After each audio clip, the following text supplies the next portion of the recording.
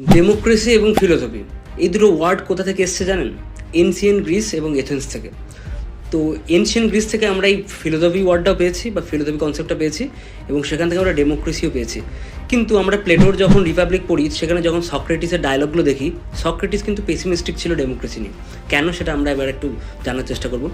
Socrates তার বন্ধুর সাথে কথোপকথনে আমরা জানতে পেরেছিলাম সে একটা অ্যানালজি দেওয়ার চেষ্টা করছে। ভাবুন যে একটা জাহাজ যেটা একটা জায়গা থেকে আরেকটা জায়গায় যাবে, তো সেইখানেতে অনেকজন লোক আছে এবং সেখানে ক্যাপ্টেন ঠিক করতে বলা হচ্ছে।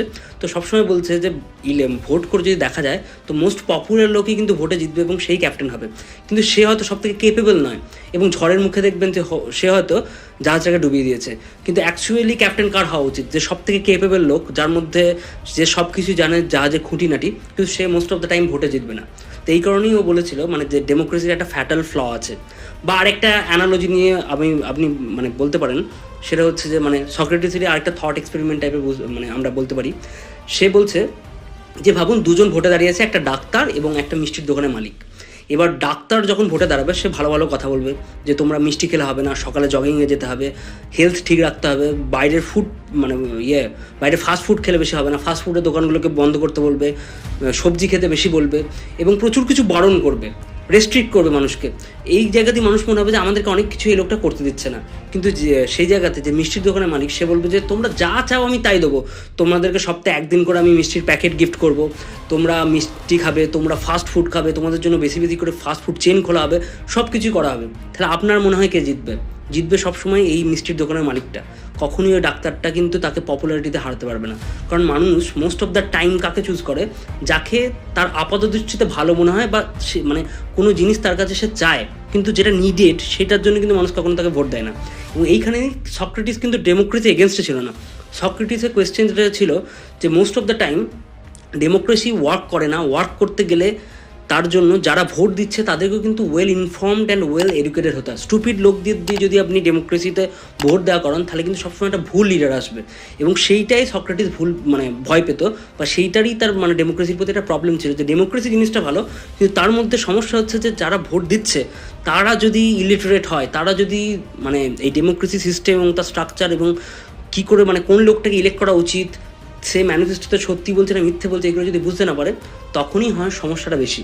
যেমন এখানে তো আরেকটা অ্যানালজিও দিতে পারি আমরা, ক্লাসরুম অ্যানালজি। মনে করুন ক্লাসে মনিটর কে হবে?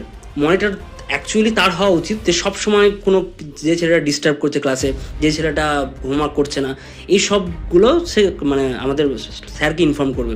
এবার যদি ভোট সিস্টেম স্টুডেন্টদের মধ্যে করা হয়, সেই ছেলেটাকে কিন্তু কেউ ভোট দেবে না। এমন একটা ছেলেকে ভোট দেবে যে কখনোই স্যারকে কমপ্লেনই করবে না, সে সবসময় সবারই কথা মেনে চলবে। সে বলবে ঠিক আছে ভাইয়া তোরা ঝামেলা কর, আমি বলবো না কাউকে। তাহলে কি সবসময় ভুল লোক কিন্তু আমরা কি দেখছি এইভাবে ডেমোক্রেসির থ্রুতে মোস্ট অফ দ্য টাইম ভুল লোকে চুজ হওয়ার একটা বিরাট অপরচুনিটি আছে। কারণ কি যখন যারা ভোট সিস্টেমে মানে যারা পার্টিসিপেট করছে তারা ওয়েল ইনফর্ম নয় কেউ। এবার ঢুকছি আমরা দুটো স্টোরিতে, দুটো ডিস্টোপিয়ান থ্রিলার, যেটা উই নামক একটা রাশিয়ান নভেল থেকে ইন্সপায়ার হয়েছিল। 1932 ব্রেভ নিউ ওয়ার্ল্ড যেটা লিখেছিল অল্ডার হাক্সলে, আর 1984 যেটা লিখেছিল জর্জ অরওয়েল। এবার দুটো গল্প নিয়েই বলবো। প্রথমে জর্জ অরওয়েলের 1984টা নিয়ে শুনি।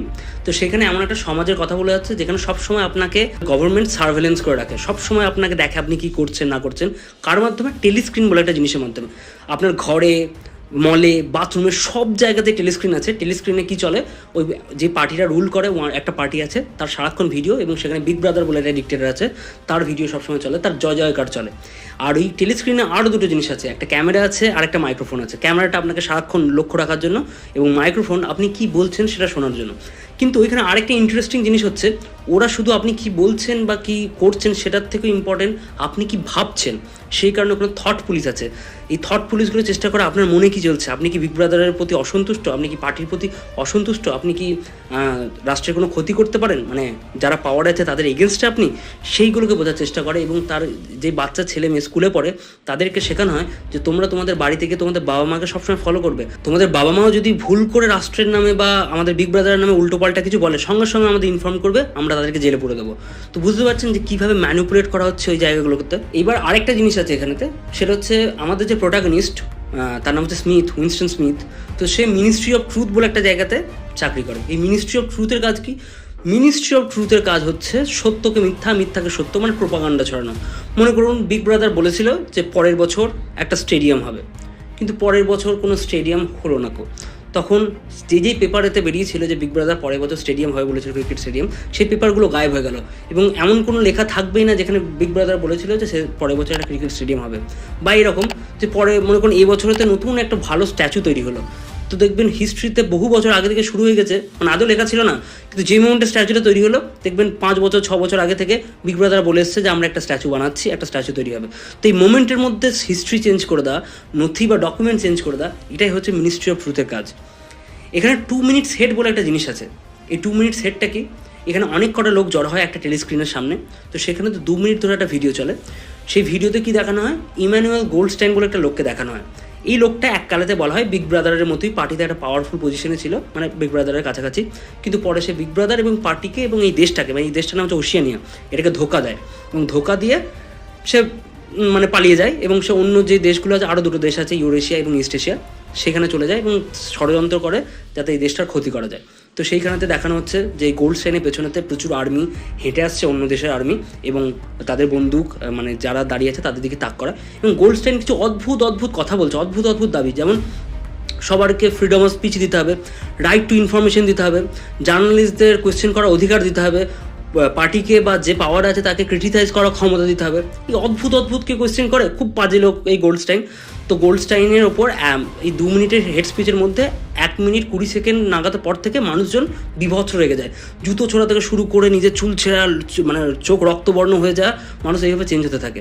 এবং আমাদের যে প্রোটাগনিস্ট এই উইনস্টন স্মিথ, সে কিন্তু বিগ ব্রাদার আর পার্টির এগেনস্টে, কিন্তু সেও একটা টাইমের পর এমনই রাগেতে মানে সম্মোহিত হয়ে যায় যে সেও দেখছি জুতো ছুটছে এই টেলিস্ক্রিনের দিকে। মানে এইখান থেকে একটা জিনিস প্রমাণ হচ্ছে যে মানুষ এই রাগ ওগড়াতে খুব ভালোবাসে, মানুষ বিরাট ফ্রাস্ট্রেটেড। আপনি সোশ্যাল মিডিয়ায় গেলে বুঝতে পারবেন কোনো না কোনো পোস্টের নিচেতে কমেন্ট সেকশনেতে বিভৎসভাবে একে অপরকে লোক গালাগালি করে চলেছে, যাকে মন গালাগাল করছে। সোশ্যাল মিডিয়ায় গেলে ফ্রাস্ট্রেশন ছাড়া বা টুইটারে গেলে ফ্রাস্ট্রেশন ছাড়া আপনি লোকের কিছুই পাবেন না। এবং এই ফ্রাস্ট্রেশন কী জন্য আসছে, চাকরি নেই বলে হয়তো আসতে পারে, জিনিসপত্রের প্রচুর মূল্য বলে আসতে পারে, টাকা নেই তাদের কাছে সেই কারণে আসতে পারে, প্রেমিকা নেই, প্রেম নেই জীবনেতে সেই কারণে আসতে পারে, মানে এই টাইমে দাঁড়িয়ে গরম বেশি বলে আসতে পারে, প্রচুর প্রবলেম আছে। কিন্তু রাগ ওগড়ানোটা মানুষের মানে একটা প্রতিনিয়ত কাজ হিসেবে দাঁড়িয়েছে এইখানেতে। আর সবসময় দেখা যায় মাঝে মাঝেই বম পড়ে, কোথায় পড়ে, গরিব মহল্লাগুলো বম পড়ে, তাদেরকে প্রোল বলা হয়, প্রোলেতারিয়েত। এবার এই গরিব মহল্লাগুলোয় কিন্তু কোনো টেলিস্ক্রিন নেই, তাদেরকে জুয়া দেওয়া হয়েছে, পর্নোগ্রাফি দেওয়া হয়েছে, তাদেরকে মদ দেওয়া হয়েছে, আর তারা এই সব নিয়ে মেতে থাকে। তারা পড়াশুনো করে না, তাদের কাছে লজিক্যাল থিঙ্কিং বা ক্রিটিক্যাল থিঙ্কিংয়ের ক্ষমতাও তারা নেই, তাই জন্য পার্টি এদেরকে ভয় পায় না এবং জানে পার্টি এদের কাছ থেকে কোনো ভয় নেই। তো মাঝে মাঝে বোম ফেলে, মাঝে মাঝে হত্যা করে দেয় এদেরকে, এবং মোস্ট অফ দ্য টাইম এদেরকে এই মদ জুয়া পর্নোগ্রাফির মাধ্যমে এদেরকে চালিত করা হয়। আর এখানে বলা হয় প্রোলস অ্যান্ড অ্যানিমেলস আর ফ্রি, কারণ অ্যানিমেলের কাছ থেকে যেরকম পার্টির বা বিগ ব্রাদারের কোনো ডেঞ্জার নেই, সেরকমই যারা প্রোল আছে তাদের কাছ থেকেও কোনো থ্রেট নেই। এইবার এখানে খুব সবথেকে ইম্পর্টেন্ট একটা জিনিস আছে, সেটা হচ্ছে ডাবল থিঙ্ক। এবার ডাবল থিঙ্ক মানে হচ্ছে যে এইখানে এমন একটা জিনিস পালন করা হয়, মানে একই টাইমে 2 ধরনের ধারণাকে মনে ধারণ করা, মানে 2 সাইডের যুক্তিকে ধারণ করা। এবার কী করে আমি বলছি, মনে করুন যে কোনো একটা জায়গাতে বিগ ব্রাদার বলছে যে আমাদের ইস্ট এশিয়ার সাথে যুদ্ধ চলছে, সে খুব পাজি লোক এরকম কিছু বলতে থাকছে। হঠাৎ একটা চিরকুট এলো বিগ ব্রাদারের কাছে এবং বিগ ব্রাদার নিজের মানে লাইনটাকে চেঞ্জ করতে শুরু করলো, আমাদের ইউরেশিয়ার সাথে যুদ্ধ চলছে, ইউরেশিয়া খুব পাজি দেশ, তাদেরকে আমাদের হারাতেই হবে। তো ওই মোমেন্টই লোকজন কিন্তু বিশ্বাস করতে শুরু করবে যে ইস্ট এশিয়ার সাথে নয়, ইউরেশিয়ার সাথেই প্রথম থেকে যুদ্ধ চলছিল, কখনোই ইস্ট এশিয়ার সাথে যুদ্ধ চলেনি। তাহলে এই মানে হিস্ট্রি থেকে শুরু করে মানে আজ পর্যন্ত ইস্ট এশিয়ার সাথে যুদ্ধ চলেনি, ইউরেশিয়ার সাথে যুদ্ধ চলেছিল। তাহলে যেখানে যেখানে ব্যানারে লেখা আছে যে ইস্ট এশিয়া, সেগুলো সব চক্রান্ত কার, গোল্ডস্টাইনের। তো এই যে সেকেন্ডের মধ্যে যেটা বলা হচ্ছে সেটাকে বিশ্বাস করে নেওয়ার ক্ষমতা, এটাকেই বলা হয় ডাবল থিঙ্ক। এবার আপনি ভাবছেন ডাবল থিঙ্ক বলে কিছু হয় না। এবার আমি একটা খুব সুন্দর এক্সাম্পল দিচ্ছি, ভালো করে শুনবেন যে ডাবল থিঙ্ক কত সুন্দর হয়, আপনারা সবাই করেন। তো আমি খুব একটা সঠিক এক্সাম্পল দিচ্ছি। আপনারা শুভেন্দু অধিকারী নাম শুনেছেন, সে আগে টিএমসি মিনিস্টার ছিল। তো যখন তাকে মানে আপনি যদি বিজেপি সাপোর্টার হন, যখন ও টিএমসিতে ছিল আপনারা তাকে প্রচুর গালাগাল করতেন, এবং ইডিপি যখন ওর পেছনে গেল আপনি ভাবতেন কি পাকা চোর লোক, প্রচুর চুরি করেছে, সে একদম ভালো লোক নয়। কিন্তু যেই মুহূর্তে সে নিজের পার্টি চেঞ্জ করে আমাদের বিজেপিতে জয়েন করলো, তখনই ইডি তার নিজের কাজকর্ম বন্ধ করে দিল, তার কেস বন্ধ হয়ে গেল। তখন আপনি কি ভাবলেন, সেই লোকটার বাজে লোক নয়, সেই লোকটা ভালো লোক, সেই লোকটা কখনোই চোর ছিল না, তাকে এমনি ফাঁসানো হয়েছিল, সে ভদ্র মানুষ, সে বাকিদের থেকে আলাদা, সে বাকি পলিটিশিয়ানের থেকে আলাদা, তার মধ্যে নীতিবোধ আছে। তো এইটা কি ডাবল থিঙ্ক না? আপনি সেকেন্ডের মধ্যে নিজের যে থটটা ছিল সেটাকে মোমেন্টারিলি চেঞ্জ করছেন, এই জিনিসটা কি বলা হচ্ছে ডাবল থিঙ্ক। এবার এই 1984 রিয়েল লাইফে কতটা ইমপ্লিকেশন আছে আমি বোঝার চেষ্টা করি আমরা। মনে করুন ওখানে টেলিস্ক্রিন এবং সেখানে সবসময় আমাদেরকে ফলো করা হয়। এখানে কি এমন কোনো জায়গা আছে যেখানে আজকাল মানে আমাদের সিসিটিভি নেই? আমরা সবসময় সিসিটিভির সার্ভেলেন্সের আন্ডারই আছি। আমাদের ফোনটা হচ্ছে সব থেকে বড় সিসিটিভি, যেখানে সবসময় ফেসবুক, হোয়াটসঅ্যাপ, ইনস্টাগ্রাম আমাদের ডেটা নেয়। আমরা কি সার্চ করছি, আমরা কি মানে মেসেজ পাঠাচ্ছি, আমাদের ফ্রন্ট ক্যাম থেকে সবসময় যে কোনো টাইম ওরা আমাদেরকে ট্র্যাক করতে পারে এবং গভর্নমেন্ট যে কোনো টাইম ওদের কাছে ডেটা নিতে পারে। ফেসবুক তো এমনি ডেটা প্রাইভেসি লিক করার জন্য ফেমাস। তাহলে আপনার কি মনে হয় যে আর ওর গভর্নমেন্ট যে কোনো টাইমে রিজন দিতে পারে যে সিকিউরিটি থ্রেটের জন্য, টেরোরিজমকে আটকানোর জন্য আমরা এটা করছি? তো আমাদের ইন্ডিভিজুয়ালিটি বা ইন্ডিভিজুয়াল ইনফরমেশন বলে কিছু নেই। এখন সব কিছুই গভর্নমেন্টের হাতে, এভরিথিং। আপনি যা করছেন প্রথম থেকে শেষ অবধি আপনার প্রত্যেক ডাটা তাদের হাতে। তাহলে এটাই হচ্ছে ব্যাপার। সার্ভেলেন্স যে 1984 কথা বলছে, সেই সার্ভেলেন্স আন্ডারে কিন্তু আমরা এখনও আছি। ডাবল থিঙ্কের কথা আমি এখনই বললাম, থট পুলিশের কথাটা আমি একটু পরে বলছি। এইবার আরেকটা বইয়ের কথা বলবো, সেই বইটার নাম হচ্ছে 1932-তে লেখা অল্ডার হাক্সলের। বইটার নাম হচ্ছে ব্রেভ নিউ ওয়ার্ল্ড। এইখানে কিন্তু আপাত দৃষ্টিতে শুনে মনে হবে এটা ইউটোপিয়া, ডিস্টোপিয়া নয়। মানে ইউটোপিয়া মানে সব ভালো, আপনি চাইবেন এরকম দেশে যেতে। ইউটোপিয়াটা কেমন? এখানে ইউজেনিক্স বলে একটা কনসেপ্ট আছে, যেখানে দেখানো হয় যে বাচ্চা আর মানে বাবা মা এখানে কেউ নেই। এখানে বাচ্চারা ল্যাবরেটরিতে জন্মায় এবং সেখানে জেনেটিক্যাল ইঞ্জিনিয়ারিংয়ের মাধ্যমে নানা রকম সাইন্টিফিক অগ্রগতির দ্বারা তারা ওই ল্যাবরেটরিতে জন্মগ্রহণ করে এবং সেখান থেকে ঠিক করে দেওয়া হয় কার কতটা বুদ্ধি হবে, কার কম বুদ্ধি হবে, কে বেটে হবে, কে লম্বা হবে, কে ফর্সা হবে, কেউ ফর্সা হবে না, সেগুলো আগে থেকেই। এবং এখানেতে 5 টাইপের জাতি ঠিক করা হয়েছে: alpha, beta, gamma, delta and epsilon. Epsilon retarded, মানে যার সবথেকে কম বুদ্ধি হবে। এবং এদেরকে কী করে তৈরি করা হয়?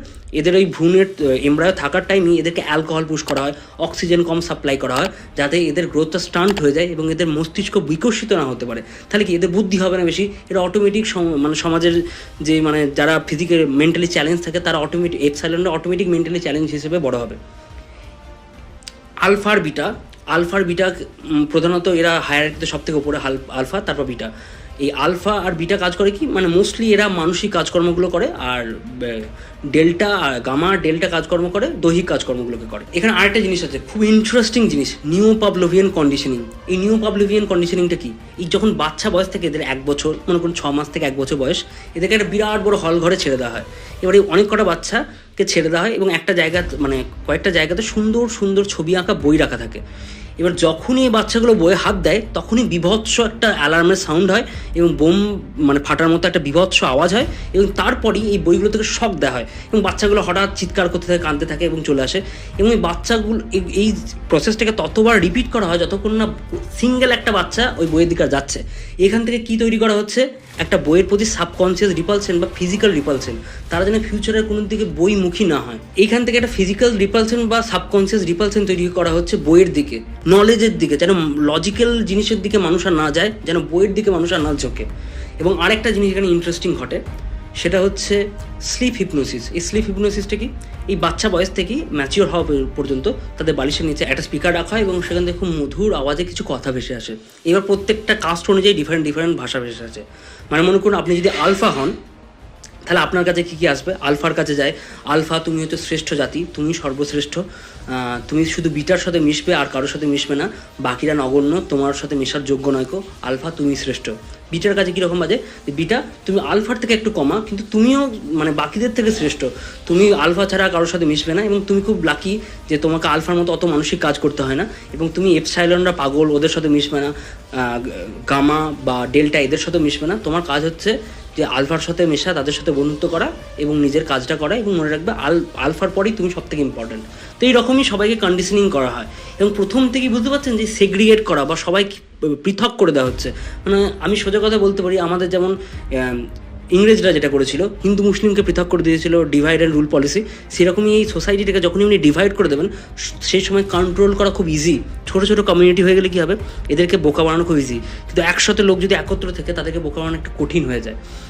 তো এই কারণেই বা আমাদের বলতে পারি আমাদের যে চতুর্বর্ণ, এই ব্রাহ্মণ, শূদ্র, ক্ষত্রিয়, এই যে ডিভিশনটা তো আমাদের জীবনেতে প্রচুর মানে প্রভাব ফেলেছে, আমরা জানি। তো এই ডিভিশনটার জন্য শূদ্রদেরকে প্রচুর কষ্ট সহ্য করতে হয়েছে ব্রাহ্মণদের এই হায়ারার্কির জন্য। এইখানেও কিন্তু এই সেম হায়ারার্কি আমরা দেখছি, এই বইটা সেরকমই কথা বলছে। আর এইখানে এই ওয়ার্ল্ডের মোটো হচ্ছে এভরিবডি বিলংস টু এভরিবডি, মানে এখানেতে বাবা মা বলে কিছু নেই, মনোগামী বলে কিছু নেই। এইখানেতে ছোটোবেলা থেকেই সেক্স গেম খেলানো হয়, ইরোটিক গেম খেলানো হয়, সবাই সবার সাথে সঙ্গম করতে পারে, কোনো এখানেতে বাধা নেই এই ওয়ার্ল্ডটাতে। এখানে সব অ্যাক্সেসেবল। এবং এখানে যদি আপনি কোনো মেয়ের সাথে বেশি মানে একটা মেয়ের সাথে বারবার আপনি মানে সেক্সুয়াল রিলেশনশিপে জড়িয়ে যান, সেটাকে কিন্তু একটা মানে খারাপ চোখে দেখা না, যে তুই একজনের সাথে কেন থাকতিস। এখানে এভরিবডি বিলংস টু এভরিবডি। এখানে তো আরেকটা জিনিস আছে, সলিডারিটি সার্ভিস বলে আছে, 14-15 দিন অন্তর হয়, যে সবাই মিলে একসাথে যায় এবং তারপর ড্রাগ করার পর অর্জি করে, মানে গ্রুপ সেক্স যেটাকে বলে। এখানে আরেকটা ইন্টারেস্টিং জিনিস আছে ফিলিস বলে। ফিলিস হচ্ছে যে মনে করুন আপনি যে সিনেমা দেখেন, এখানে ওই চেয়ারে বসে থাকবেন এবং আপনার কাছে একটা গ্যাজেট থাকবে, এই গ্যাজেটটার থ্রুতে আপনি সিনেমাতে যা দেখছেন সেই সব কিছু ফিল করবেন, এবং সিনেমাটা কোন ধরনের আপনি বুঝতে পারছেন, এই ওয়ার্ল্ডের সব কিছু related to orgasm, sex and pleasure. তাহলে অবভিয়াসলি আপনি পর্নোগ্রাফি টাইপের যদি কোনো সিনেমা দেখেন, সেখানকার প্রোটাগনিস্টরা যেগুলো ফিল করছে সেগুলো আপনি সব ফিল করতে পারবেন। এবং সারাক্ষণ এখানে প্লিজার নিয়ে সব কিছু, মানে আপনাকে আনন্দ দেওয়া হচ্ছে ওয়ার্ল্ডটার সব ধরনের মোটিভ, আপনাকে ডিস্ট্র্যাক্ট রাখা। এবং এখানে তো আরেকটা খুব ইম্পর্টেন্ট জিনিস আছে, যেটার নাম হচ্ছে সোমা, বুঝতে পারছেন, সোমরস থেকে। সোমা এক টাইপের ড্রাগ বলতে পারেন, মানে আমরা যেমন মদ খাই, সোমা ওইরকম ওদের ওখানে মদের মতোই।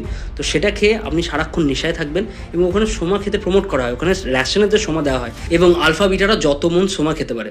আপনি যদি চান কখনো যে এত কিছু আনন্দের পরেও যদি আপনি ডিপ্রেস ফিল করেন, তখন আপনি যদি এত কিছু আনন্দের পরে এই ওয়ার্ল্ডে যদি আপনি ডিপ্রেস ফিল করেন, তাহলে আপনি বেশি করে অনেক কটা সোমা খেয়ে নিন, 10-12টা সোমার ট্যাবলেট খেয়ে নিন। তাহলে কী হবে, যে আপনি একটা সোমা ভ্যাকেশনে চলে যাবেন, 3-4 দিন ধরে অজ্ঞান হয়ে যাবেন, মানে অবচেতন, আপনার চেতনা থাকবে না। তো এই জিনিসটা কি প্রমোট করা হয়। তাহলে এইখানে প্রমোট করা হচ্ছে কি বলুন তো, এখানে প্রমোট করা হচ্ছে যে আপনাকে ডিস্ট্র্যাক্ট করা, আপনাকে জটিল থিঙ্কিং বা লজিক্যাল মাইন্ড থেকে ডিস্ট্র্যাক্ট করে রাখা। আপনি কখনোই মেন কোয়েশ্চেনগুলো পার্টির সামনে বা গভর্নমেন্টের সামনে কখনোই করবেন না। এখানে ডিক্টেটার, ওই অরওয়েলের ডিক্টেটারের মতো আপনাকে ফোর্সফুলি কিছু করার চেষ্টা করছে না, আপনাকে ট্রিভিয়াল ফ্যাক্টসের মধ্যে আটকে রাখছে। এইখানেই অরওয়েলের সাথে আমাদের হাক্সলের তফাৎ। এরা দুজনেই কিন্তু একটা ডিস্টোপিয়ান ওয়ার্ল্ড বলছে, কিন্তু এদের স্টাইলটা ডিফারেন্ট। আর আমরা যে ওয়ার্ল্ডে বাস করছি সেটা কিছুটা অরওয়েলের ওয়ার্ল্ড, কিছুটা হাক্সলের ওয়ার্ল্ড। এখানে মনে করুন আপনি সবসময়, আমাদের যে কারেন্ট গভর্নমেন্ট আছে এখন সেন্ট্রালে, সারাক্ষণ আপনি প্রচুর গভর্নমেন্ট জব আমাদের কাছে ভ্যাকেন্ট পড়ে আছে, তবু কোনো সিলেকশন হচ্ছে না। কেন হচ্ছে না? পাকিস্তানের সাথে যুদ্ধ চলছে, চায়নার সাথে যুদ্ধ চলছে, পাহাড়ের ক্লাইমেট ধ্বংস হচ্ছে। কেন হচ্ছে? আরে চায়নার সাথে যুদ্ধ চলছে, এটা করতে হবে না? আমাদের প্রাইসের দাম কেন বাড়ছে? যুদ্ধ চলছে পাকিস্তানের সাথে, কী করা যেতে পারে? তো সারাক্ষণ ধরে আপনি কিন্তু এই একটা অল্টারনেটিভ মানে ফ্যাক্টে আছেন। বা মনে করুন কোনো জায়গাতে উন্নতি কেন হচ্ছে না? কেন? হিন্দু মুসলিমের যুদ্ধ চলছে, মানে এমন একটা ওয়ার সিচুয়েশন আপনার মাথায় কনস্ট্যান্টলি চলছে যে আপনি কখনো লজিক্যাল থিঙ্কিংয়ের জন্য যাচ্ছেন না। আর আপনি যদি এখানেতে বিদ্রোহ করেন, যদি এখানে গোল্ডস্টাইনের মতো কোয়েশ্চেন করেন, আপনি যদি এখানে কোয়েশ্চেন করেন, তাহলে আপনি এখানে অ্যান্টি ন্যাশনাল, কার মতো? গোল্ডস্টাইনের মতো। কারণ গোল্ডস্টাইনও তো এরকম চায়, সরকারকে কোয়েশ্চেন করার ক্ষমতা চায়, প্রেসদের ফ্রিডম চায়, আর বাক স্বাধীনতা চায়। কিন্তু এখানে তো না, ওই রকম কোয়েশ্চেন করে। আমাদের সুপ্রিম লিডারকে এরকম কোয়েশ্চেন করা যায়, আমাদের প্রাইম মিনিস্টারকে এরকম কোয়েশ্চেন করা যায়? তাকে ভক্তি করতে হবে, সে যেটা করছে ভালো এটা মানতে হবে, কারণ সেই বিগ ব্রাদারের মতো আমাদের উন্নতি চায়, তাই কোয়েশ্চেন করা মানে না। তাহলে আপনি বুঝতে পারছেন যে এই ওয়ার্ল্ড, এই দুটো বই কিন্তু আমাদের কারেন্ট ওয়ার্ল্ডের কথা বলছে। ব্রেভ নিউ ওয়ার্ল্ডের কথাগুলো কত সত্যি। আমরা এখন ইনস্টাগ্রামে আসক্ত, আমরা এখন ফেসবুকে আসক্ত, আমরা এখন 1 মিনিটের ভিডিও দেখতে আসক্ত, কখনো ডান্সের ভিডিও, কখনো তো একটা ঝামেলার ভিডিও। আমরা কোনো ইস্যু নিয়ে এখন বেশিক্ষণ টিকে থাকতে পারি? মনে করুন একটা রেপ হলো, সেখানে নিয়ে প্রচুর প্রোটেস্ট হলো, পরের দিন দেখবেন কোথাও একটা স্ক্যাম হয়ে গেছে, স্ক্যাম নিয়ে বিরাট প্রোটেস্ট হচ্ছে, আবার পরের দিন দেখবেন কোথাও একটা যুদ্ধ শুরু হয়ে গেছে, সেখানে আপনি ডিস্ট্র্যাক্টেড হয়ে গেলেন, পরের দিন দেখবেন আবার একটা কোথাও ঘোটালা হয়ে গেছে, সেখানে আপনি ডিস্ট্র্যাক্টেড হয়ে গেলেন, সেখান থেকে দেখবেন কোনো একটা মিনিস্টার মানে চুরির দায়ে ফেসে গেছে, আপনি ডিস্ট্র্যাক্ট হয়ে গেলেন, নতুন দেখবেন একটা নতুন আবার ট্রেন্ড শুরু হয়েছে কোনো গানেতে নাচার, ডিস্ট্র্যাক্ট হয়ে গেলেন, নতুন একটা সিনেমার ডায়লগ ফেমাস হয়েছে ইনস্টাগ্রামেতে, সেটাতে ডিস্ট্র্যাক্ট হয়ে গেলেন, নতুন একটা ফ্যাশন বেরিয়েছে, আপনি ডিস্ট্র্যাক্ট। মানে আমরা অরওয়েলের ওয়ার্ল্ডেও একসাথে আছি, আবার মানে হাক্সলের ওয়ার্ল্ডেও আছি। মানে হাক্সলে বলছি এটা যে প্রোপাগান্ডা দু টাইপ, মানে আমরা আগে ভাবতাম প্রোপাগান্ডা দু টাইপের, সত্য আর মিথ্যা। আর একটা প্রোপাগান্ডা আছে ইরিলেভেন্ট। আমাদের এই ইনফরমেশনের যুগে এত ইরিলেভেন্ট ইনফরমেশন আমাদের কনস্ট্যান্টলি ফিড করা হচ্ছে নানা রকম সোশ্যাল মিডিয়ার মাধ্যমে এবং নানা রকম মানে ইন্টারনেটের মাধ্যমে, যে আমরা কোনো জিনিসই ফোকাস করতে পারছি না। ক্রিটিক্যাল থিঙ্কিং হবে কী করে? আমাদের তো ফোকাসই নেই। আমরা 1 মিনিটের ভিডিও দেখে দেখে, শর্টস আর রিলস দেখে দেখে আমাদের একটা আধ ঘন্টার ভিডিও দেখার ক্ষমতা নেই, আমাদের একটা বই পড়ার ক্ষমতা নেই, বা আমরা একটা ভালো সিনেমা দেখে যে 2 দিন ধরে ওটা ভাববো সেই ক্ষমতা নেই। আমাদের সারাক্ষণ কিছু না কিছু কিক দরকার, ডোপামিন কিক দরকার। এই মনে করুন আপনাকে একটা কোনো ইম্পর্টেন্ট গাণিতিক অঙ্ক করতে বলা হলো, বা ফিজিক্সে কোনো প্রবলেম সলভ করতে বলা হলো, বা কোনো একটা গল্পের বই শেষ করতে বলা হলো, একবার ফেসবুকটা দেখি, একবার এই মেসেজ করলো নাকি দেখি, ইনস্টাগ্রামে রিয়া মেসেজ করেছে, রিপ্লাইটা দিয়ে দিই। মানে এই যে কনস্ট্যান্টলি এই যে থট প্রসেসটা আমাদের মাথায় চলছে, মানে আমরা চাইছি ডিস্ট্র্যাক্ট হব, আমরা চাইছি না কোনো জিনিসে ফোকাস করবো। এবং এইটাই ফায়দা নিচ্ছে কে? যারা ওপরে বসে আছে, তারা এই সায়েন্সগুলো জানে, তারা এই হিউম্যানের প্রবলেমগুলো জানে। কারণ human have a infinite appetite for distraction. এবং সেটা আমাদের লিডাররা জানে, এবং তারা ওই কারণে হাজার হাজার ডিস্ট্র্যাকশন তৈরি করছে, সোশ্যাল মিডিয়ায় সেগুলো ছড়াচ্ছে, এবং সেই ট্র্যাপে আমরা পড়ে যাচ্ছি। এইবার কোয়েশ্চেন হচ্ছে ফ্রিডম ভার্সেস হ্যাপিনেস। আপনি সুখ চান না আপনি ফ্রিডম চান? কিন্তু আমাদের যদি এখন কারেন্ট গভর্নমেন্ট দেখি, যে আমাদের সেন্ট্রালে পাওয়ার আছে, সে আমাদের কি ফ্রিডম দেয়? এবার কয়েকটা কোয়েশ্চেন। গোল্ডস্টাইন যেমন নিজের মিডিয়াতে কন্ট্রোল ছিল, সব কিছুতেই কি ইনফরমেশন যাবে না যাবে, আমাদের এখন দেখুন সেন্ট্রাল গভর্নমেন্ট কিছু কন্ট্রোল করেছে মিডিয়ান প্রেসে। মিডিয়ার প্রেস যেগুলো পুরো ইন্ডিয়া জুড়ে আছে, সবাই কিন্তু একটা পার্টিরই সারাক্ষণ সুনাম করছে, আর বাকি যত যারা অপোজিশন আছে তাদেরকে ক্রিটিসাইজ করা হচ্ছে। অ্যাকচুয়ালি অপোজিশন কাকে রিপ্রেজেন্ট করে জানেন না? মানে আপনি তো একজনকে পাওয়ারে পাঠিয়ে দিয়েছেন, সে গভর্নমেন্ট ফর্ম করেছে। অপোজিশন তখন আমাদের মানে আকুতিগুলো, আমাদের যে গভর্নমেন্টকে নিয়ে প্রবলেম হচ্ছে, অপোজিশন সেই কোয়েশ্চেনগুলোকে নিয়ে যায় গভর্নমেন্টের কাছে, মানে যে পার্টি পাওয়ারে আছে। কিন্তু আমরা এখন চাইছি যাতে অপোজিশন না থাকে, ধুলোই মিশিয়ে দেখ, যে আছে সেই একনায়ক, সেই সেখানে ডিক্টেটরশিপ বা অথরিটি বা একটা রেজিম ফর্ম করুক। সে মানে যে সামনে তাকে পাচ্ছে, আপনি বলুন কংগ্রেস বলুন, আপনি আপ বলুন, যেই থাকুক সামনে, আমরা মানে মানে আপনারা যারা সাপোর্ট করছেন মানে বিজেপিকে এই মুহূর্তে বা অথরিটি বা গভর্নমেন্টটাকে, আপনারা চাইছেন যাতে অপোজিশন না থাকে, যাতে উন্নতি বেশি হয়। কিন্তু সমস্যা হচ্ছে কোথায়, যে এরকম সাপোর্ট কিন্তু সোনা মঞ্চও করেছিল, পরে সে প্রবলেমটা বুঝতে পেরেছে। এরকম সাপোর্ট প্রথমে ফার্মাররা করেছিল, পরে সে প্রবলেমটা বুঝতে পেরেছে। কারণ একটা ডিক্টেটর কখনই কারণ নয়, সে নিজের ছাড়া বা নিজের স্বার্থ ছাড়া কারোর বোঝে না। এটা হিটলারের ক্ষেত্রে হয়েছিল। আপনি কি ভাবছেন হিটলার মানুষের সাপোর্ট ছাড়াই বড় হয়েছে? হিটলার কিন্তু প্রথমে মানুষের সাপোর্ট নিয়ে সে ওই পজিশনে গেছে, তারপর সে নিজের রং দেখিয়েছে। এখন কি হচ্ছে, এমএলএ ট্রেডিং হচ্ছে সেকেন্ডের মধ্যে, আপনি জানেন না কোথাকার এমএলএ কোন পার্টিতে চেঞ্জ হয়ে যাচ্ছে। এক্সটর্শন অফ কোম্পানি, এই জিনিসটাকে বুঝতে হবে যে কোম্পানি কি করে এক্সটর্ট করা হচ্ছে। তাহলে আপনাদেরকে ইলেকট্রাল বন্ডের কনসেপ্ট একটু ছোট করে বলি, আপনি বুঝতে পারবেন। ইলেকট্রাল বন্ডকে কী দেওয়া হচ্ছে, চাঁদা দেওয়া সরকারকে। কিন্তু সিস্টেমটা কীভাবে বার করা হয়েছে, যাতে সবাই সাপোর্ট করেছিল যে অ্যানোনিমাসলি আপনি চাঁদা দেবেন। আপনার যদি একটা কেওয়াইসি থাকে, অ্যাকাউন্ট থাকে ব্যাংকে, আপনি এসবিআই যাবেন, 1,000, 10,000, 1 লাখ, 1 কোটি এরকম মানে পেপার আছে, আপনি সেই বন্ডগুলোকে কিনতে পারেন, এবং সেটা আপনি যেই পলিটিক্যাল পার্টি আপনার পছন্দ তাকে আপনি চাঁদা দিতে পারেন। কেউ জানতে পারছে না যে কে কাকে চাঁদা দিচ্ছে, শুধু কে জানছে, এসবিআই জানছে, এবং ওখানে একটা কোড আছে, ইউনিক কোড, সেটা কেউ জানতো না। সেই কোডটা দিয়ে কিন্তু ট্র্যাক করা যেতে পারে যে কে কাকে চাঁদা দিচ্ছে। কিন্তু অ্যাকচুয়ালি যে অপোজিশন যারা চাঁদা পাচ্ছে, তারা অ্যাকচুয়ালি জানে না তাদেরকে কে চাঁদা দিচ্ছে। হয়তো খুব বড় কোনো কোম্পানি যদি তাদেরকে চাঁদা দেয়, তারা তলায় তলায় বলে দেবে যে তোমাকে দিয়েছি। কিন্তু মোস্টলি আপ কখনোই জানবে না কংগ্রেসকে কে চাঁদা দিয়েছে, টিএমসিকে কে চাঁদা দিয়েছে। টিএমসি কখনোই জানবে না যে আপকে কে চাঁদা দিয়েছে বা কংগ্রেসকে কে চাঁদা দিয়েছে। কিন্তু একজন জানতে পারে, কে বলুন তো, যে সেন্ট্রালে পাওয়ার আছে। কী করে? কারণ এসবিআইতে অ্যাকচুয়ালি ইনফরমেশন এসবিআইয়ের কাছে আছে যে কে কাকে চাঁদা দিচ্ছে, এবং এসবিআইকে কে কন্ট্রোল করে গভর্নমেন্ট। তাহলে গভর্নমেন্ট কিন্তু সবাইকে ট্র্যাক করতে পারছে যে কার চাঁদা কোথায় যাচ্ছে। এমন কোন এক্স নামক একটা কোম্পানি আপকে চাঁদা দিয়েছে, তাহলে এক্স কোম্পানিকে ওরা মার্ক করে নিল। এই মার্ক করার পর কী করবে, তাদের কাছে একটা কল যাবে বা কোনো ধরনের একটা মানে কন্ট্যাক্ট করা হবে, এবং তারপর তাকে একটা শর্ত দেওয়া হবে যে তুমি যখন এরকম করেছো, হয় তুমি কোনো কন্ট্রাক্টই আর পাবে না গভর্নমেন্ট দিক থেকে, আর না হলে তুমি সাইট চেঞ্জ করো এখন, তাহলে তোমার ফিউচার হয়তো ভালো হতে পারে। না হলে তাকে বিভিন্নভাবে তাকে মার্ক করে মানে কষ্ট দেওয়া হবে, তার কোম্পানি লিগাল লিটিগেশনে ফেসে যাবে। না, আপনি বুঝতে পারছেন কি সমস্যাটা কোথায়? মানে অ্যানোনিমাস জিনিসটা কিন্তু সবারই জন্য অ্যানোনিমাস নয়, বাকি পার্টিদের জন্য অ্যানোনিমাস, কিন্তু যে পাওয়ার আছে তার জন্য কিন্তু এই জিনিসটা অ্যানোনিমাস নয়। সে কিন্তু যেখানে যেখানে মানে তার কাছে যেই টাকাগুলো আসছে না, অন্য জায়গায় যে টাকাগুলো যাচ্ছে, সে কিন্তু সব ট্র্যাক করছে, এবং এদেরকে সে নিজের এগেনস্টে ভাবছে। এবং এইখানেতেই সমস্যাটা হচ্ছে যে আপনি যাকে মানে ইলেকট্রাল বন্ডকে অ্যানোনিমাস বলে প্রেজেন্ট করা হয়েছিল, অ্যাকচুয়ালি সেটা অ্যানোনিমাস থাকলো কোথায়?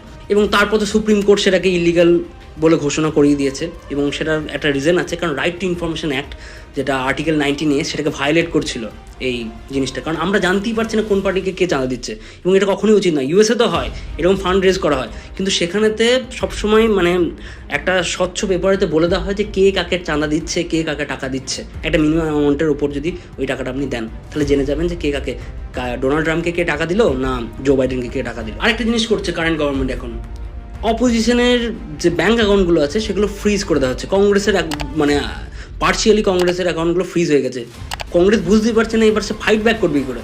আপনি যখন অপোজিশনের ব্যাঙ্ক অ্যাকাউন্ট ফ্রিজ করে দেবেন, সে তো আর মানে সামনে যে ভোট আছে সেটাতে সে খরচা করতে পারবে না। সে অ্যাকচুয়ালি যতটা ফাইট করা উচিত ছিল তার তো পাওয়ার পুরো নষ্ট হয়ে যাচ্ছে। Current chief minister, sitting chief মিনিস্টারকে জেলে ভরে দিচ্ছেন। কেজরিওয়ালকে যেই মুহূর্তে জেলে পাঠানোর লোক, দিল্লি এবং পাঞ্জাবের গেট খুলে গেল। কারণ কি, যে টপ লিডার যেটাকে সামলায়, তাকেই যদি আপনি সরিয়ে দেন, তাহলে তো আপনার ক্ষেত্রে এরপর গোল দেওয়া সোজা। আপনি গোলকিপারকে সরিয়ে দিচ্ছেন বা যে তাদের হেড তাকে সরিয়ে দিচ্ছেন, তখন তো আপনার ক্ষেত্রে ফিল্ডটা ওপেন হয়ে যাচ্ছে। তাহলে কি ইকুয়াল প্লেইং ফিল্ড থাকছে দুজনের জন্য? মানে আপনি যার সাথে ফাইট করছি, ডেমোক্রেসি তো বলে কি উচিত যে ইকুয়াল প্লেইং ফিল্ড থাকা উচিত। তো এই অপোজিশনগুলো যারা লড়ছে তাদের কি ইকুয়াল প্লেইং ফিল্ড আছে তাদের কাছে? আগের বছর 2023 চেষ্টা করা হয়েছিল রাহুল গান্ধীকে জেলে পাঠানো, মানে কেজরিওয়াল এখন জেলে গেছে, রাহুল গান্ধী আগের বছরই জেলে যেত, কিন্তু ভাগ্যক্রমে সুপ্রিম কোর্ট সেটা বাধা দিয়ে দিয়েছে, নাহলে এতক্ষণে রাহুল গান্ধী জেলের ভেতরেই থাকতো। কংগ্রেসকে 1700 কোটি টাকার ফাইন করা হয়েছে। And the funny thing is, সেটা শুধু এখনকার জিনিসপত্র নিয়ে নয়, কিছু জিনিস 10 বছর 20 বছর 30 বছর পেছনে পর্যন্ত যাচ্ছে। মানে আপনি বুঝতে পারছেন যে মেন যে পাওয়ারে যেগুলো আছে আপ এবং কংগ্রেস, তাকে কী করে ডিস্ট্রয় করার চেষ্টা করা হচ্ছে ভোটের আগে, জাস্ট ভোটের আগে। এবং এইখানে তো আমি বলেছিলাম যে থট পুলিশের কথা মনে আছে, যারা আগে থেকেই প্রেডিক্ট করে চেষ্টা করে এলিমিনেট করে দেওয়া। এখানেতে দেখছেন থট পুলিশকে, এখানে থট পুলিশ হচ্ছে ইডি অ্যান্ড সিবিআই। এরা কী করছে, ইডি এখনও পর্যন্ত 121 জনের এগেনস্টে গেছে কেস নিয়ে, মানে 121টা পলিটিক্যাল লিডারের এগেনস্টে গেছে, এবং তার মধ্যে 115টা হচ্ছে অপোজিশন লিডার। মানে আপনি বুঝতে পারছেন কোথায় মানে ফেয়ার প্লে আদেও হচ্ছে নাকি। 115টা অপোজিশন লিডারের এগেনস্টে গেছে ইডি, আর মাত্র 6টা নিজেদের দিকে, মানে 95% অপোজিশনের এগেনস্টে। মানে কীরকম ডেঞ্জারাস একটা অবস্থাতে মানে জিনিসটা চলছে আপনি বুঝতে পারছেন। মানে ED is like thought police বা CBI is like thought police. তারা কাজ করছে একটা রেজিমের হয়ে, একটা পার্টিকুলার পার্টির হয়ে। তাদের আর এখন ফ্রিডম নেই, মানে ইন্ডিভিজুয়ালি তাদেরকে যে কারণে ফর্ম হয়েছিল সেই কারণে কিন্তু সেইভাবে তারা মুভ করতে পারছে না। 27শে মার্চ সকাল 9টার সময় আমোল কীর্তিকারকে শিবসেনা টিকিট দেয়। 1 ঘন্টা পর তার কাছে ইডির সামান চলে আসে। কি করে সম্ভব? যেই মুহূর্তে টিকিট দেওয়া হচ্ছে তার 1 ঘন্টা পর ইডির সামান যাচ্ছে। মানে কি ইডি ওয়েপেনাইজ হয়ে গেছে, সিবিআই ওয়েপেনাইজ হয়ে গেছে। মানে এরা আমাদের পাওয়ারে থাকা পার্টির বন্দুক হিসেবে কাজ করছে। আপনি ভাবুন, একটা লোক টিকিট পেলো, তার 1 ঘন্টার মধ্যে ইডির কাছে সামান চলে গেল তার। এবার যদি সে সঙ্গে সঙ্গে পার্টি চেঞ্জ করে, দেখবেন ওটাও কেসটা বন্ধ হয়ে গেছে। এনসিপির প্রফুল্ল প্যাটেলের এগেনস্টে সিবিআই একটা কেস মানে ফাইল করেছিল। পরে যেই মুহূর্তে সে এনডিএ জয়েন করলো, তার কেসটাও বন্ধ হয়ে গেল 8 মাসের মধ্যে। কি করে সম্ভব? আপ ক্রোনোলজি সমঝিয়ে, যেই মুহূর্তে কেউ পার্টি চেঞ্জ করছে এবং পার্টিকে মানে রুলিং পার্টিতে যাচ্ছে, সেই মোমেন্টে তার কেসটা হঠাৎ ম্যাজিকের মতো গায়েব হয়ে যাচ্ছে। নবীন জিন্দাল যে কংগ্রেসে ছিল, তখন তার উপর মানে কিসের ওপর কেস চলছিল, যে সে কোল স্ক্যাম করেছে। যেই মুহূর্তে সে বিজেপি জয়েন করলো, তার কোল স্ক্যাম গায়েব হয়ে গেল। আমাদের ইলেকশন কমিশনার 3 জন থাকে, এবং তাদেরকে চুজ করার দায়িত্ব কার থাকে? চুজ করার দায়িত্ব থাকে prime minister of India, chief justice of India, আর লিডার অফ দ্য অপোজিশন। এই 3 জন মিলে চুজ করে যে ইলেকশন কমিশনার কে হবে। এবার আগে থেকে 1 জন ছিল আর 2 জনকে চুজ করতে হতো। এবার ব্যাপারটা কি হচ্ছে, আমাদের যে পার্টি পাওয়ার আছে সেটা অ্যামেন্ডমেন্ট করে চিফ জাস্টিস অফ ইন্ডিয়াকে সরিয়ে দিল। তো এবার ঠিক করছে prime minister of India, union minister of India এবং লিডার অফ অপোজিশন, এবং 3টে লোককে Narendra Modi, Amit Shah and Adhir Ranjan Chowdhury. And the fun fact is, Adhir Ranjan Chowdhury just আগের দিন জানতে পেরেছে 200-র ওপর ক্যান্ডিডেট আছে এবং সে কারো পাস যায় না। তাহলে অ্যাকচুয়ালি চুজ করলো কে? অমিত শাহ, নরেন্দ্র মোদী। এবার কী চুজ করলো? যে বাকি 2 জন ইলেকশন কমিশনার, যেগুলো আগের থেকেই কোনো না কোনোভাবে বিজেপির সাথে রিলেটেড কাজকর্ম করেছে। এবার দেখুন কতটা ফেয়ার ইলেকশন হবে সেটা আমরা জানি না, কিন্তু এইগুলোকে ব্যালেন্স করার দায়িত্ব হচ্ছে জুডিশিয়ারি। কিন্তু জুডিশিয়ারিও ইন্ডিপেন্ডেন্ট নেই, কারণ রিসেন্ট আমরা জেনেছি যে একজন এক্স হাইকোর্ট জাজ রিসেন্ট জয়েন করেছে আমাদের রুলিং পার্টিকে, সেন্ট্রাল রুলিং পার্টিকে। অভিজিৎ গাঙ্গুলি তার নাম। এবং সমস্যাটা কোথায় হয়েছে, যে সে জয়েন করেছে মানে তার আগে, মানে সে যখন নিজের পদ ছাড়েনি তার আগে থেকেই তার কানেকশন ছিল রুলিং পার্টির সাথে। এবার সমস্যা এটাই যে সে যখন ছেড়ে দিল, তারপর যদি তার কানেকশন থাকতো তাহলে কোনো অসুবিধা নেই। কিন্তু রিপোর্ট আমাদের বলছে যে সেই মানে যেই মুহূর্তে সে তার নিজের পদ ছাড়েনি, তার আগে থেকেই কিন্তু সে রুলিং পার্টির সাথে, মানে সেন্ট্রালের রুলিং পার্টির সাথে তার কানেকশন ছিল এবং কথোপকথন চলছিল।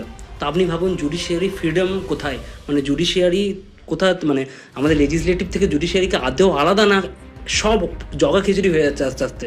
এবার আমরা ভাবি যে ডেমোক্রেসি আর এই অথরিটিভ রেজিম বা ডিক্টেটরশিপ বা ডেমোক্রেসি, এই দুটো হচ্ছে একটা সিঙ্গেল এন্টিটি। হয় কোনো স্টেট হয় ডেমোক্রেটিক হবে বা অথরিটেটিভ হবে। কিন্তু এইখানে ফান ফ্যাক্ট আমাদেরকে বুঝতে হবে, এটা একটা স্পেকট্রাম। যেমন আলো, লাইট একটা স্পেকট্রাম। আমরা যে সাদা আলোটা দেখি সেটা কিন্তু ডিফারেন্ট ওয়েভ লেন্থের জিনিসপত্র একসাথে মিশে, মানে মনে করুন লাল, হলুদ, নীল, এগুলো সবারই ওয়েভলেন্থ ডিফারেন্ট হয়, বা এদের ফ্রিকোয়েন্সিও ডিফারেন্ট হয়। তো এই স্পেকট্রামের মধ্যে পড়ে, মানে সাদা আলোর একটা স্পেকট্রাম আছে। সেরকমই আমাদের যে ডেমোক্রেসি এবং অথরিটেটিভ রেজিম বা ডিক্টেটরশিপ, তার মধ্যে কিন্তু একটা স্পেকট্রাম। প্রথমে আসে ফুললি ফাংশনাল লিবারাল ডেমোক্রেসি, সেকেন্ডে আছে ওয়ার্কিং ডেমোক্রেসি, থার্ডে আছে ফ্লড ডেমোক্রেসি, ফোর্থে আছে ডেফিসিয়েন্ট ডেমোক্রেসি, ফিফথে আছে ইলেকট্রাল অটোক্রেসি, সিক্সথে আছে হাইব্রিড রেজিম এবং সেভেন্থে আছে অথরিটেরিয়ান রেজিম। এবার দেখুন ফুললি ফাংশনাল লিবারাল ডেমোক্রেসি হচ্ছে মানে আমরা যেটাকে পারফেক্ট ডেমোক্রেসি বলতে পারি, আর অথরিটেরিয়ান রেজিমকে আমরা পারফেক্ট ডিক্টেটরশিপ বলতে পারি। এবং রিসেন্ট সুইডেনের একটা ইনস্টিটিউট আমাদের ইন্ডিয়াকে ইলেকটোরাল অটোক্রেসি বলেছে। তাহলে আপনি বুঝতে পারছেন যে আমাদের অবস্থাটা কোথায়। মানে শুধু যে আমরাই মানে কয়েকজন লোকই বলছে তা না, একটা বাইরের দেশ, একটা ইনস্টিটিউট যে ইন্ডিপেন্ডেন্টলি রিসার্চ করছে, সে আমাদের দেশকে বলছে ইলেকট্রাল অটোক্রেসি। আপনি যদি ডেফিসিয়েন্ট ডেমোক্রেসিকে সেন্টার ধরেন, তাহলে আমরা ডেফিসিয়েন্ট ডেমোক্রেসি তো নেই, আমরা কোন দিকে বেশি ঝুঁকে আছি? ডিকটেটরশিপের স্পেকট্রামের দিকে বেশি ঝুঁকে আছি। তো এই কারণেই আমাদের কোয়েশ্চেনটা হচ্ছে যে আমরা কি বা আমাদের গভর্নমেন্টকে আস্তে আস্তে ডিকটেটরশিপের দিকে যাচ্ছে? কোয়েশ্চেনটা হচ্ছে হ্যাঁ যাচ্ছে। ডিকটেটর হয়ে গেছে না, মানে আপনাকে কনটেক্সটটা বুঝতে হবে যে এই স্পেকট্রামের মধ্যে আমরা আছি কোথায়, কতটা ডেমোক্রেসি আছে, কতটা ডিকটেটরশিপের দিকে যাচ্ছি। এই চলমান জিনিসটাকে আমাদের বুঝতে হবে। অ্যান্ড এখানে বলা হচ্ছে যে নরেন্দ্র মোদী গভর্নমেন্ট কী কী ইউজ করেছে, sedition, defamation and counter terrorism. কাদের বিরুদ্ধে? অপোজিশনের বিরুদ্ধে, ওদেরকে সাইলেন্স করার জন্য। মানে আপনি বুঝতে পারছেন যে কীভাবে আইনগুলোকে ইউজ করা হচ্ছে নিজের স্বার্থের জন্য। যারা পাওয়ার আছে সে ইউজ করছে।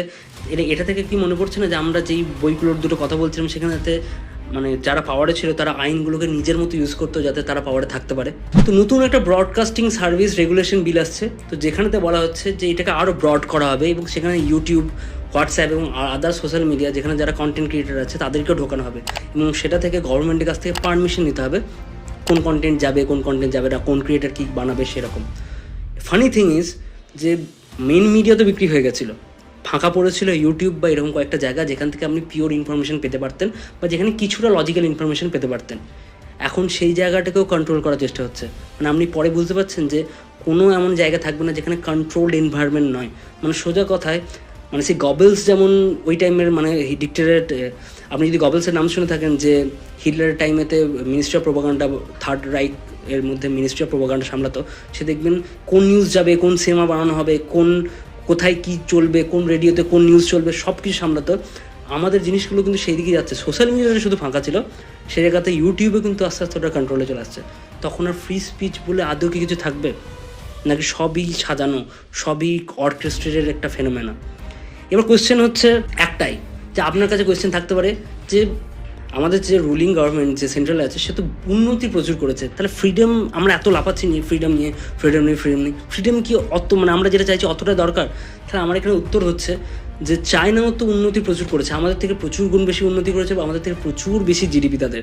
তাহলে আমরা তাদেরকে ক্রিটিসাইজ কেন করি যে তাদের কাছে কোনো ফ্রিডম নেই, তারা সরকারকে কোয়েশ্চেন করতে পারে না, তারা ডিক্টেটরকে কোয়েশ্চেন করতে পারে না, জিনপিং নিজের মন মতো যা মন করে বেড়ায়? তাহলে কি শুধুই আপনি চান যে ইন্ডিভিজুয়াল কোনো ফ্রিডম দরকার নেই, একটা সামগ্রিকভাবে সমাজ থাকলেই হবে?